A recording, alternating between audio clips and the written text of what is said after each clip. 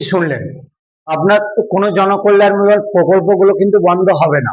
কিছু কিছু নাম পরিবর্তন হতে পারে, কিন্তু কোনো প্রকল্প বন্ধ হবে না। লক্ষ্মী ভান্ডার নাম পরিবর্তন হচ্ছে এবং সেটা হচ্ছে কন্যা ভান্ডার।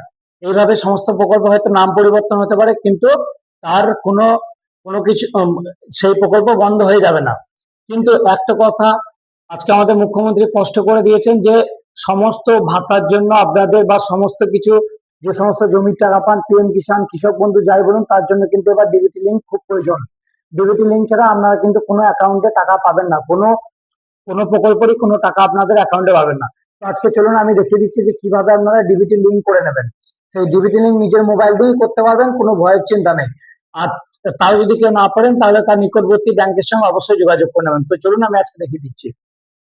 সার্চ করবেন এনপিসিআই, একটা গুগলে এসে এখানে সার্চ করবেন এনপিসিআই, এটা লিখে কিন্তু এটাকে সার্চ করবে।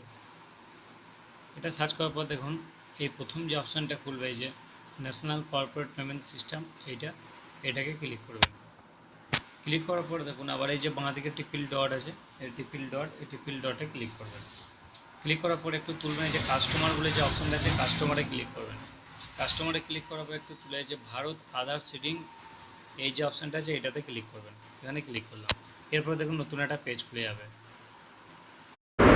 এখানে যে পেজটা খুলে দেখুন বাঁ দিকে আধার সিডিং ডিসিডিং বলে একটা অপশান আছে, দেখুন অ্যাকাউন্ট ডিটেলসের ঠিক ওপরে ওই অপশানটা কিন্তু ক্লিক করব, আধার সিডিং ডিসিডিং। এরপরে এই একটা পেজটা দেখুন চলে এলো। এই যে পেজটা দেখতে পাচ্ছেন, এটা কি আছে, ইন্টারভিউর আধার নাম্বার। এখানে কিন্তু তোমার যে 12টা আধার নাম্বার আছে সেটা দিয়ে দেবে। দেওয়ার পরে রিকোয়েস্ট ফর আধার সিডিং না ডিসিডিং, তুমি কি লিঙ্ক করতে চাইছো না ডি লিঙ্ক। তো আমি লিঙ্ক করতে চাইছি, সেজন্য সিডিংয়ে দিলাম। একটা আছে দেখো ফ্রেশ সিডিং, যার কোনো ব্যাঙ্কে কিন্তু আধার সিডিং হয়ে নেই সে করবে ফ্রেশ সিডিং। দ্বিতীয় অপশান আছে মুভমেন্ট, সেম একই ব্যাঙ্ক কিন্তু দুটো অ্যাকাউন্ট আছে, এক অ্যাকাউন্ট থেকে আরেকটা। 3 নাম্বার হচ্ছে দেখো একটা ব্যাঙ্ক আছে সেটা অন্য ব্যাঙ্কে। তো আমি প্রথমে ফ্রেশ সিডিংটাই করবো, যেহেতু আমার একটা ধরো নেই।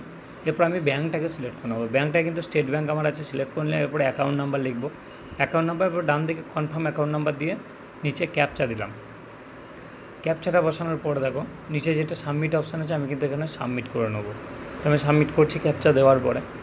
এবার সাবমিট করার পরেই দেখো এখানে একটা টার্ম কন্ডিশন আছে, একটু তুলবে ওপর দিকে। টার্ম কন্ডিশন কিন্তু অ্যাকসেপ্ট করে নেবে। করে নেওয়ার পর তোমার যে মোবাইল নাম্বারটা লিঙ্ক আছে আধারের সঙ্গে, সেই মোবাইল নাম্বারে কিন্তু একটা ওটিপি চলে যাবে। ওটিপিটা দেওয়ার পর সাবমিট করবা। সাবমিট করার সাথে সাথে কনফার্ম করতে বলবে, তোমার ব্যাঙ্কটা দেখিয়ে দেবে। দেখো এই আধারটা অলরেডি ম্যাপ আছে, তাই কিন্তু সেটা দেখিয়ে দিল। এইভাবে তোমরা বাড়িতে বসে নিজের মোবাইল দিয়েই কিন্তু আধার সেটিং করে নিতে পারবে। ধন্যবাদ।